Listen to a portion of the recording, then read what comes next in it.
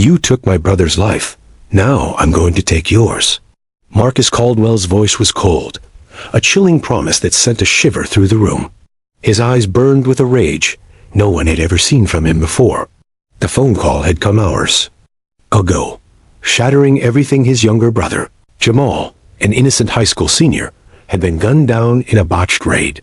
SWAT teams had barged into their home, but the officers were after the wrong man.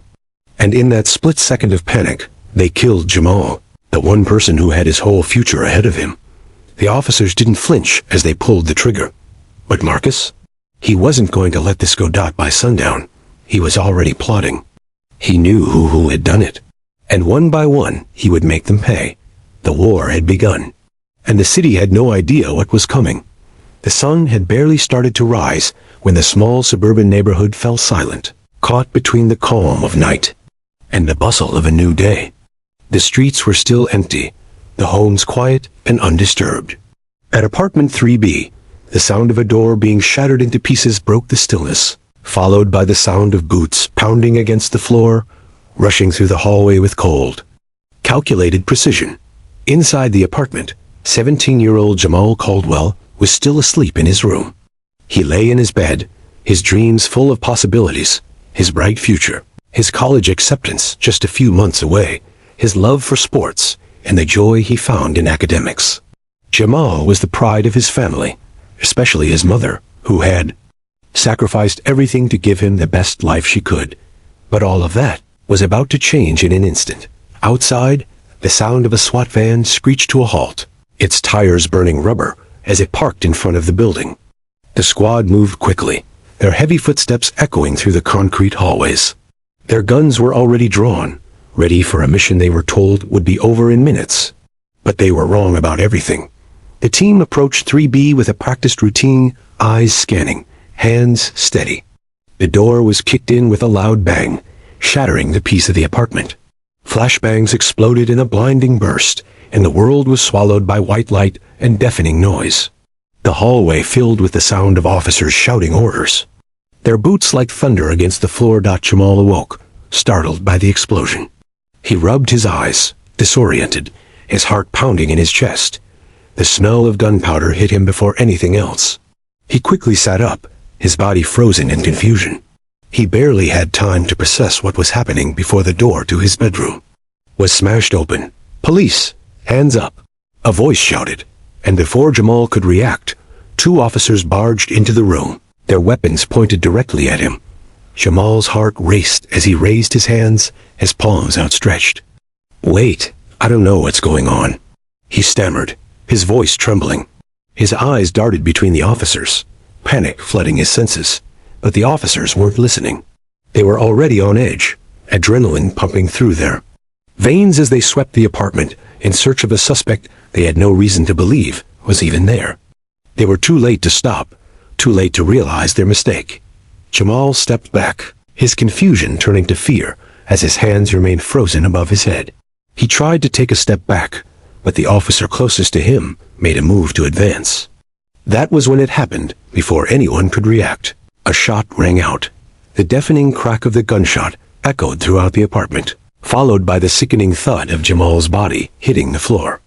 Blood spilled across the carpet, staining the white fibers red. The officers froze for a moment, the reality of what they had just done taking a second to settle in.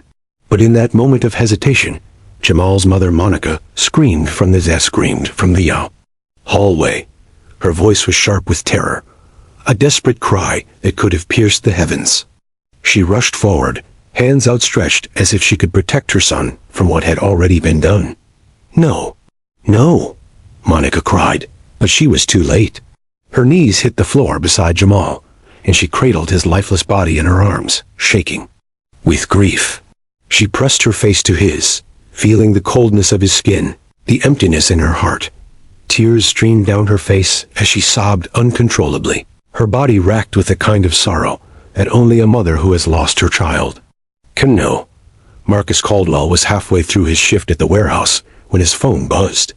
He didn't recognize the number, but something about it nagged at him. When he answered, the voice on the other end was strained, urgent. "Marcus ... It's about Jamal. They ... killed him." The police ... It was a mistake.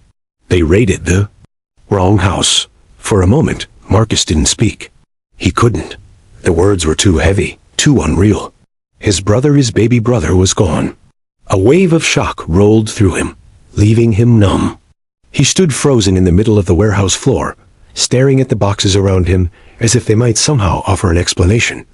But there was none. His heart pounded in his chest, and rage began to build deep inside him. Marcus hung up the phone and rushed out of the warehouse, every step driven by an emotion he couldn't yet name.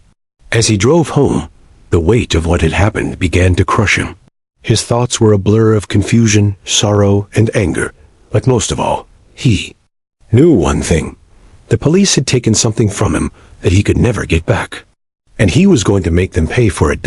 By the time he arrived home, the city was already starting to stir with the dawn. The sound of cars on the street, the hum of early morning traffic, it all seemed so distant, so irrelevant. All that mattered now was getting to his mother. When he walked through the door, he found her kneeling beside Jamal's lifeless body. Her sobs filled the room, but Marcus could only stand there in silence, staring at the mess that had been made of their family. His brother was gone, and the world felt like it had shattered around him. His eyes filled with unshed tears, but Marcus wiped them away quickly. This wasn't the time for weakness. Not now. He stepped forward and gently pulled his mother away from Jamal's body, wrapping his arms around her in a tight, protective embrace. But deep inside, something was changing. He could feel it, a shift from sorrow to something darker, something colder. "They will pay for this?" he whispered, barely audible. "I swear it." The early morning light had barely begun to filter into the precinct when Detective Andrew Miller first walked into the command room. His stomach churned as he made his way to his desk, the weight of the past few hours still heavy on him. The reports about the raid were all he had seen so far, confusing, contradictory, and all too familiar. But something about it didn't sit right. The raid on 3B had been clean, too clean. The officers had followed procedure, but now, standing in the command center surrounded by colleagues, Miller felt a gnawing sense of dread creeping up his spine. He reached for the floor plans again, reviewing the details of the building. The names, the apartment numbers. It all looked fine at first. But then something clicked. He traced the path with his finger, examining the layout once more. His eyes stopped on one detail that made his heart race. 3B, the apartment they had raided, was not the intended target. A glance at the paperwork in his hand confirmed it. The real suspect lived on the top floor apartment, 5D. The realization hit like a sucker punch. They had been looking in the wrong apartment all along. "Shit," Miller muttered under his breath. His eyes locked on the paper in front of him as the consequences of the mistake started to unfold. How could they have gotten it so wrong? The mistakes started to pile up. The SWAT team had followed protocol, but they hadn't double-checked the address with enough care. A minor oversight had led to Jamal Caldwell's death, and now it was clear the mistake wasn't just a tragic error. It was a consequence of sloppy work and unchecked haste. Miller had been a detective long enough to know when something wasn't right, but this felt like something worse. He glanced around the room at the other officers. Some avoided his gaze. Others were already speaking in hushed tones, a palpable discomfort in the air. There was a feeling of guilt hanging over them, like an invisible shroud. The officers involved in the raid were going to have to answer for this, if not now, then soon. Miller's mind raced as he flipped through the rest of the files. The more he read, the more he understood just how badly things had gone. This wasn't just a case of bad luck, it was a failure, and now it escalated into something much more. The family of the victim was devastated, but now, the officers involved were facing the consequences of their actions. The tension in the precinct was palpable. Guilt was starting to gnaw at the officers, and Miller could feel the pressure mounting with each passing minute. The questions were inevitable. How had they missed it? How could they let this happen? The realization that Jamal Caldwell had been killed because of an address mix-up was something no one could escape. It was a mistake, but one with tragic, irreversible consequences. Meanwhile, miles away from the command center, Marcus Caldwell stood in the back of a small, somber chapel, his gaze never leaving the casket at the front. Jamal's funeral service was intimate, only close family, a few old friends, and a handful of concerned citizens attended. The news of his younger brother's death had already begun to spread across the city, but the grief in this room was raw, immediate, and undeniable. Monica, their mother, sat at the front, surrounded by mourners, who whispered quiet condolences. Her eyes were red from crying, her face pale and drawn with exhaustion. She hadn't stopped shaking since that morning, the morning when her son was taken from her in the blink of an eye. But the silence in the chapel was a heavy reminder that no amount of comfort would bring Jamal back. Marcus stood motionless, his body tense, the weight of the tragedy threatening to crush him. The finality of it all, the emptiness left in Jamal's absence, was almost too much to bear. He had always been the protector, the older brother, and now, with Jamal gone, everything felt different. The future they had envisioned for him, the dreams he had of watching Jamal graduate, play college basketball, and one day start a family, those dreams had been shattered in an instant. The priest spoke quietly, his voice carrying over the somber room, but Marcus barely heard him. All he could focus on was the memory of his brother, the smile that had always been just a little too wide, the laughter that filled their home, the quiet ambition that had guided Jamal's every step. As the service drew to a close, Marcus stood up, his hands trembling. The room seemed to hold its breath as he walked forward. He stood beside his mother, placing a hand on her shoulder, offering a quiet support. But beneath that exterior, something inside of him was breaking.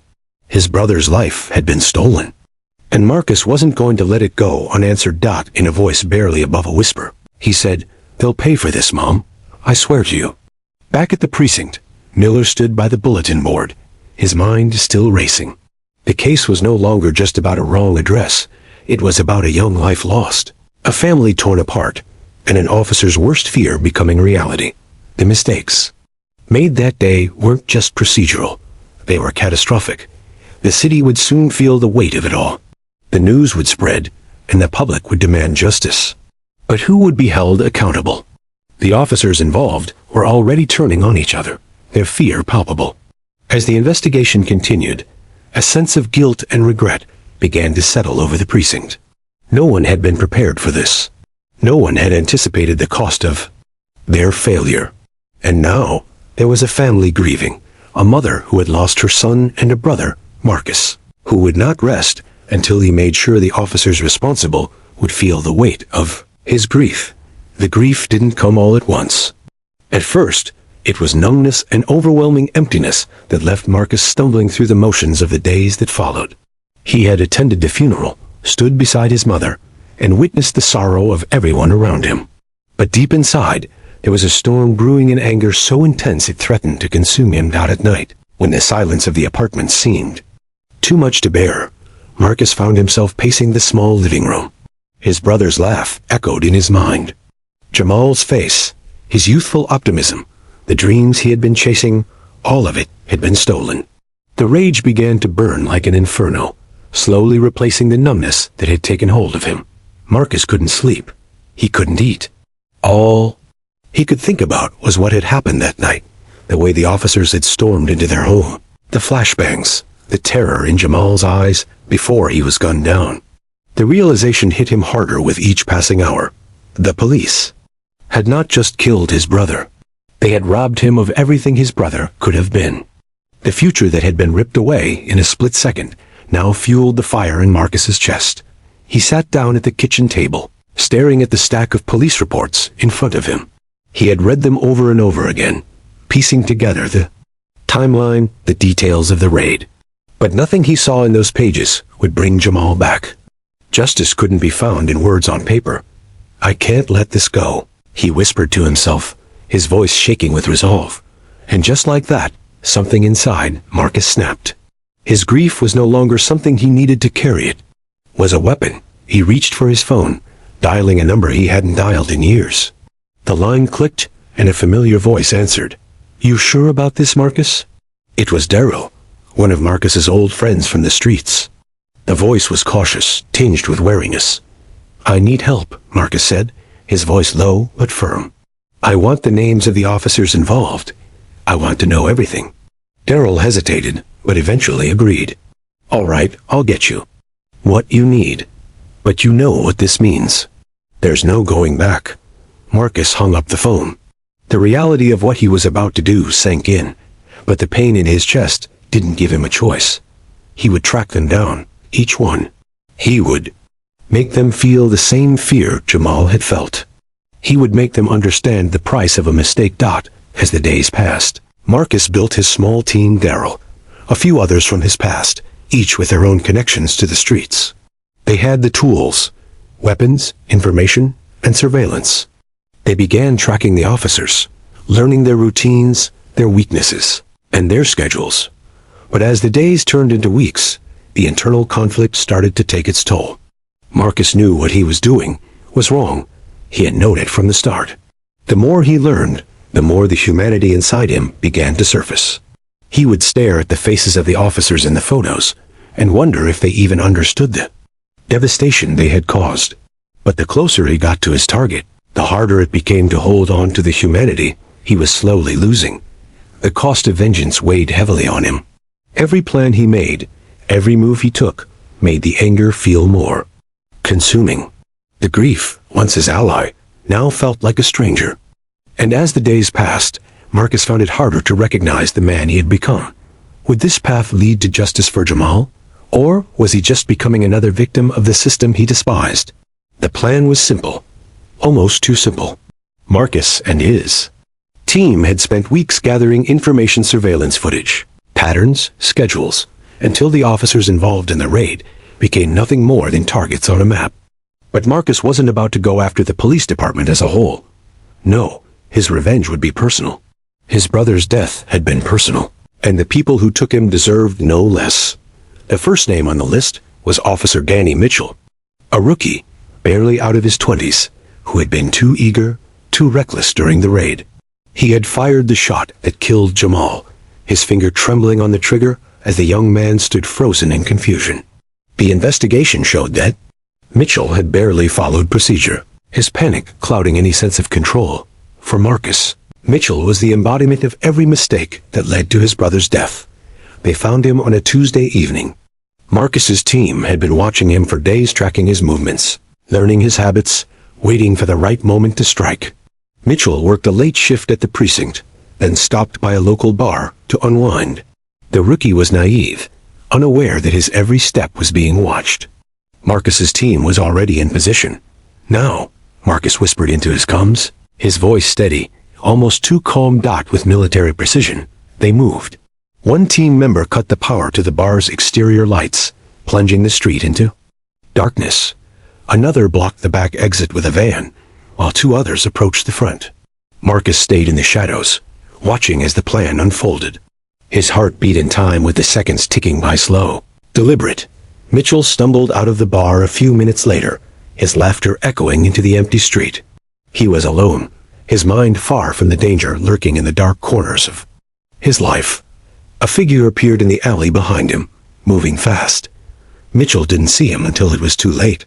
He turned, but before he could react, the glint of a silenced pistol flashed in the dim light. The shot was quick, clean, a hit to the leg to incapacitate him. Mitchell collapsed onto the cold pavement, his scream swallowed by the night. Marcus stood behind him, staring down at the rookie. Mitchell's eyes were wide with pain, his hands clutching at the wound. His chest heaved as he gasped for breath. "Stay down," Marcus said coldly, his voice barely above a whisper. He crouched beside him, keeping the gun trained on his target. Mitchell's eyes darted around, panic written all over his face. "What the hell is this? Who?" Marcus didn't let him finish. He grabbed a piece of paper from his jacket pocket and shoved it into Mitchell's hand. The rookie trembled as he read the words scrawled on it, his blood mixing with the ink. The message was simple, yet unmistakable. "This is just the beginning." Before Mitchell could react, Marcus disappeared into the shadows, leaving the rookie bleeding in the street. The team scattered, vanishing into the night as quietly as they had come. By morning, the news had spread. Officer Mitchell had been found just outside the bar, barely clinging to life. The attack was swift, but the message was unmistakable. The police department had been warned. Someone was hunting them down. Detective Miller was the first to be called in to investigate the shooting. He stood outside the crime scene, his face drawn tight with frustration and fear. The rookie was still alive, but just barely. His story was a jumble of confusion, and he couldn't identify his attacker. The only thing they knew for sure was that the message left behind was meant to send a warning, and Miller couldn't shake the feeling that it was only the beginning. "Who does this?" Miller muttered to his partner, glancing at the makeshift police tape surrounding the crime scene. His partner, Officer Hernandez, grimaced. "Whoever it is, they're pissed, and they know what they're doing." As the investigation unfolded, the tension in the precinct skyrocketed. Every officer involved in the raid, every officer who had been in the vicinity of the wrong address, was on high alert. They had all received the warning. They were being hunted, one by one. And Marcus wasn't the only one who knew it. Across the city, officers were doubling their patrols, and the command center was in chaos. The department had underestimated the fallout from the raid, and now they were being forced to reckon with the consequences. But in the quiet moments between their frantic phone calls and meetings, fear began to settle in.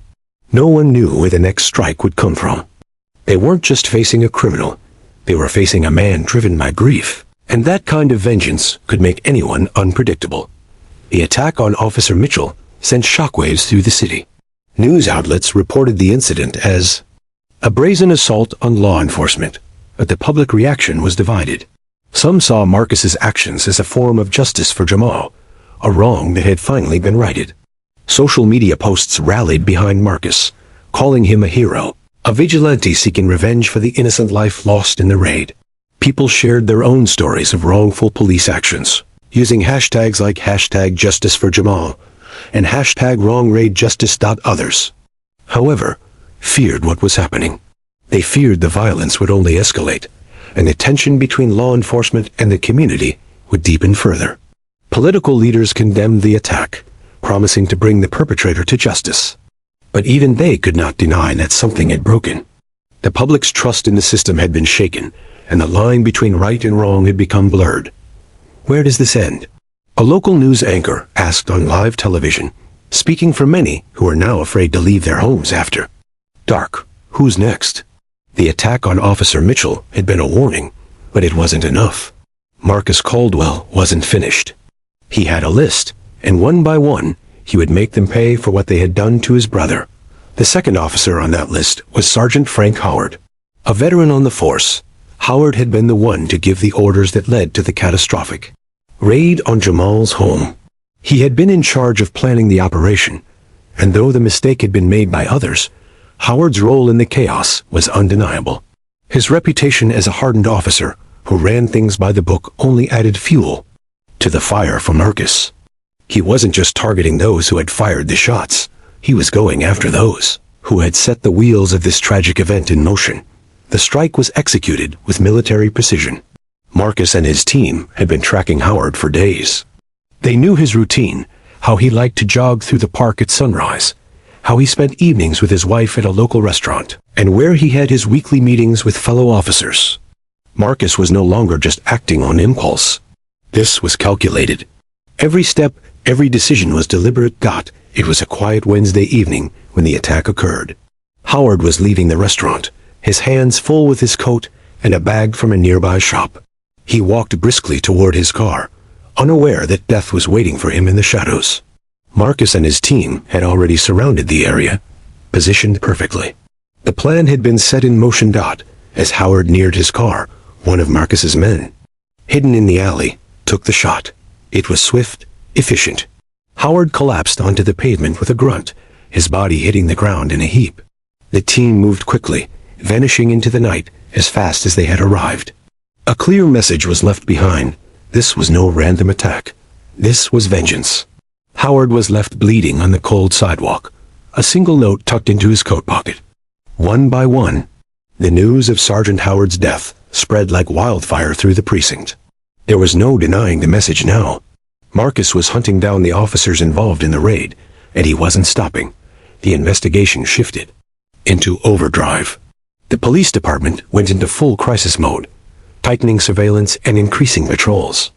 They set up roadblocks across the city, launched search teams, and began combing through every alley, every corner, looking for Marcus.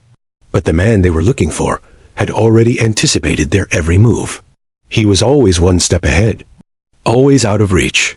Check every vehicle, every license plate. Officer Hernandez barked into his radio as he stood at a roadblock, scanning passing cars. We don't know when he's going to strike again, but we need to be ready. But the more they searched, the more they realized that they were fighting a ghost. Marcus had blended into the shadows, moving silently through the city, gathering information on their every move while they scrambled to catch him. The more they tightened their grip, the more they realized how little they actually knew about who was pulling the strings. Inside the precinct, the mood shifted from frustration to fear. Officers were nervous, their eyes darting over their shoulders, unsure of who could be next. Rumors began to spread Marcus had inside help, leaks from within the department. How else could he know their plans with such accuracy? The internal investigation began. Detectives and internal affairs officers started questioning everyone. Who could have given Marcus the information he needed? Who was betraying the force? But with every lead they chased, they only found dead ends. The fear that had settled over the department deepened. Was the killer just a man with a vendetta? Or was he a symbol of something larger, something they had created themselves? The line between justice and vengeance had blurred completely, and the officers had no idea how to stop it. As the body count rose, the tension within the force became more palpable. Some officers began to question their loyalty to the department. The whispers started softly at first. Had Marcus's actions been justified? Jamal Caldwell's death had been an accident, yes, but was it really the officers' fault? Had they done their jobs wrong? Or had the system itself failed them? Detective Miller sat at his desk, staring at the stack of reports before him. The weight of what had happened pressed down on him. The rookie Mitchell had survived, but barely. The second officer, Howard, wasn't so lucky. He was gone, just like Jamal. Marcus's quest for revenge was consuming the entire city, and there was no end in sight. Miller's thoughts were interrupted by the sharp ring of his phone. It was Hernandez. Miller, you need to see this. Hernandez's voice was strained, an edge of panic threading through his words. Miller stood up, walking quickly to Hernandez's desk. Hernandez pointed to the screen, his face pale. It was a video, a shaky, handheld shot taken from an unknown location. The footage showed an officer getting into his car, his face clearly visible. The camera panned to a figure in the background, a silhouette blending into the shadows. The message at the end of the clip was clear. One by one, Miller felt his stomach churn. The realization hit him like a brick. Marcus wasn't just targeting the officers who had raided the wrong hole. He was targeting everyone who had been complicit in the system. He was making them feel the fear Jamal had felt. For the first time since Jamal's death, Miller began to feel the weight of his own complicity in the broken system that had allowed this tragedy to unfold. His loyalty to the force was being tested in ways he hadn't expected. Was this justice? Or was it just a cycle of violence and revenge that would only lead to more destruction? As Marcus's first retaliation sent shockwaves through the police department, the manhunt intensified. Officers were on edge, the city a tinderbox waiting to explode. The fear that had once been confined to Marcus's targets was now spreading throughout the force. They weren't just hunting a criminal anymore. They were hunting a man who had taken the pain of his loss and turned it into a weapon. And that weapon was far from finished. Marcus had made his point. The system had failed him, and now it would pay. As the police scrambled to catch him, Marcus remained in the shadows, always watching, always waiting. The war was just beginning. Marcus Caldwell had come a long way from the man he used to be. The grief that had once paralyzed him, that numbness, that filled the space between the moment he lost his brother and the first calculated strike against the officers, had slowly turned into something darker, something colder. Each life he took, each officer he hunted down, added fuel to the fire of his anger. But now, as he prepared for his final strike, Marcus knew he was no longer the same person. The man he had once been, kind, protective, full of hope for a future, with his brother, had been buried under the weight of vengeance.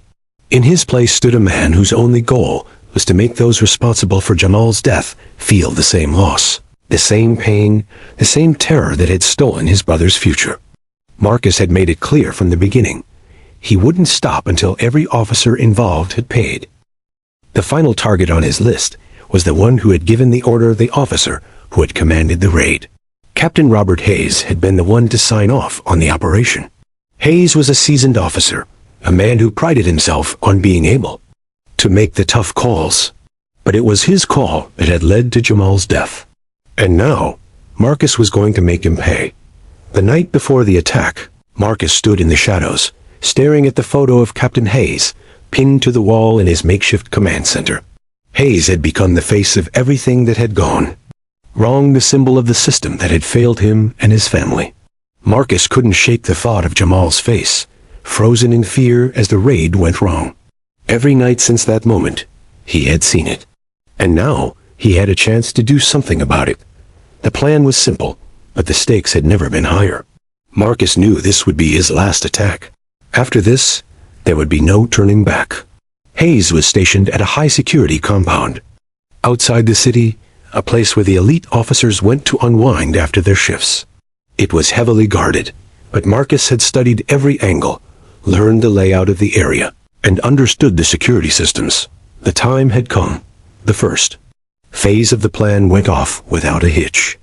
Marcus and his team infiltrated the compound undetected. They moved quickly, blending into the night, shadows among shadows. But when they reached the inner courtyard, everything changed.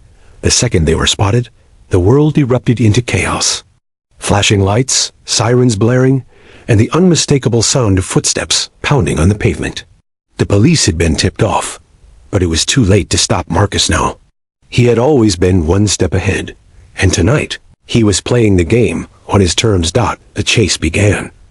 Marcus weaved through the compound with the precision of a man who knew this was his only shot. He darted through alleyways, slipping through gates and ducking into shadowed corners. Every time he felt the police closing in, he vanished into the night, using his knowledge of the city's layout to outsmart them. With every narrow escape, his heart raced, but there was no turning back. The city had become his hunting ground, and tonight, Marcus was the predator. The police, despite their training and resources, could not catch him. And as he pushed forward, something within him shifted. He was no longer hunting the officers. He was hunting the man who had caused his brother's death. Hayes had become the focus of all his rage, and in this final moment, Marcus was determined to see it through. As Marcus neared the final confrontation, the weight of his actions began to settle over him. The anger that had driven him for so long felt hollow now, a shadow of what it had been when Jamal first died. The closer he got to Hayes, the more Marcus realized the cost of his pursuit. He paused in an alleyway, hidden from the officers who had been tailing him, and his thoughts drifted to his brother. Jamal's smiling face, the sound of his laughter, the way he had always made Marcus proud. "I promised Mom I'd make them pay," Marcus whispered to himself, his voice heavy with regret. But what had he become? What had revenge done to him? He had chased justice for Jamal, but in the process, he had lost himself. He was no longer just a brother seeking vengeance. He was a man consumed by his grief and rage. The blood he had spilled, the lives he had taken, no longer felt like justice. They felt like a weight, a burden he couldn't carry. He pulled out the picture of Jamal, staring at it for a long moment before slipping it back into his jacket. "I'm doing this for you, Jamal," he muttered, "but I'm not sure who I am anymore." When Marcus finally reached Captain Hayes, it wasn't with the calculated coolness of his earlier strikes. The confrontation was raw, emotional, and messy. Hayes was sitting in his office when Marcus entered, gun drawn but trembling in his hands. The older officer didn't flinch, didn't reach for his weapon. Instead, Hayes slowly stood, facing Marcus with a strange calmness. "You really think this is going to bring him back?" Hayes asked, his voice low. The question hung in the air, cutting through the tension that thickened the room. Marcus's grip on the gun tightened, but he couldn't pull the trigger. "Not yet. This is for Jamal," Marcus said, his voice shaking. "For every single moment that was stolen from him." Hayes didn't respond. He simply watched Marcus, his eyes, a mixture of contempt and understanding. And then, Marcus saw his brother's face, smiling back at him, reminding him of who he had been before all of this. The pain, the anger, the blood, it had consumed him, but in that moment, he realized something. Vengeance wouldn't bring Jamal back. It wouldn't heal the pain, and it wouldn't fix what had been broken. The gun lowered, and Marcus staggered back, his mind spinning. Hayes was right. He had crossed a line. He had become something he couldn't come back from. But it was too late now. The moment of clarity passed as the reality of his actions set in. Marcus wasn't just hunting down officers anymore. He was hunting a version of himself he no longer recognized. The final standoff came as Marcus had always expected. A standoff between him and the police. He had known this moment would come, but when it arrived, it didn't feel like victory. It didn't feel like justice. Marcus had evaded them for so long, using his knowledge of the city and its streets to stay one step ahead. But now, in the middle of an abandoned warehouse, his escape routes cut off, there was nowhere to run. The police had him surrounded, their guns trained on him. It was over. Marcus, it's over. Detective Miller's voice crackled over the loudspeakers, his tone flat, tired. You've done what you set out to do. Let's just end this before anyone else gets hurt. But Marcus wasn't listening. His heart was pounding in his chest, and his mind was still a whirl of confusion. The anger that had fueled him for so long, the rage over Jamal's death. The pain of losing his brother felt distant now, like a dream he was waking from. The weight of his actions had finally caught up with him. He could hear his brother's voice in his head, the laughter they had shared, the dreams they had built together.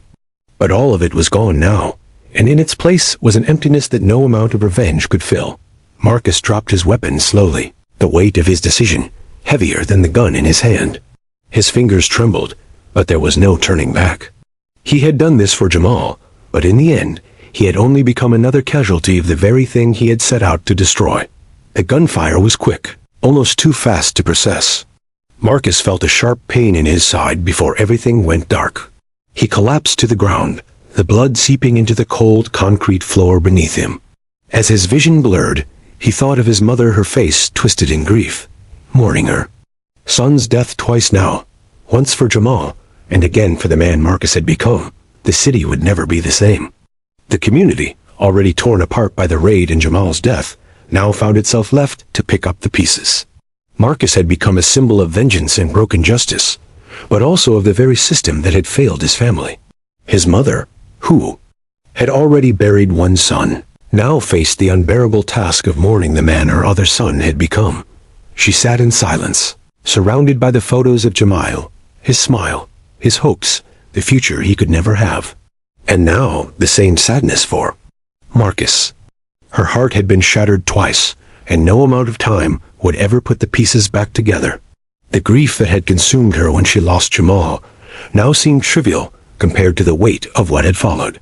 She had lost two sons, not just one. The police, once united in their pursuit of Marcus, were left to deal with the fallout of their mistakes. Questions began to arise about their methods, their ethics, and the mistakes they had made leading to Jamal's death. The officer involved in the raid, who had escaped unscathed, now found himself under a microscope, facing internal reviews and public backlash. But the real cost of Marcus's actions went beyond the police force. The city was divided. Some saw him as a hero, a man seeking justice for his brother in a world where the system failed him. Others, however, saw him as nothing more than a killer, a man who let his grief turn him into the very thing he had fought against. As the investigation into Marcus's actions continued, the tension in the city only grew. The streets that had once been full of life now felt empty. People locked their doors earlier, kept to their homes more often. The fear Marcus had brought with him still lingered in the air, a reminder that justice, in its many forms, had a price. Finality of Marcus's death didn't bring closure. It only left a lingering uncertainty. What would become of the city now? Had the system truly failed, or had Marcus simply become a victim of his own choices?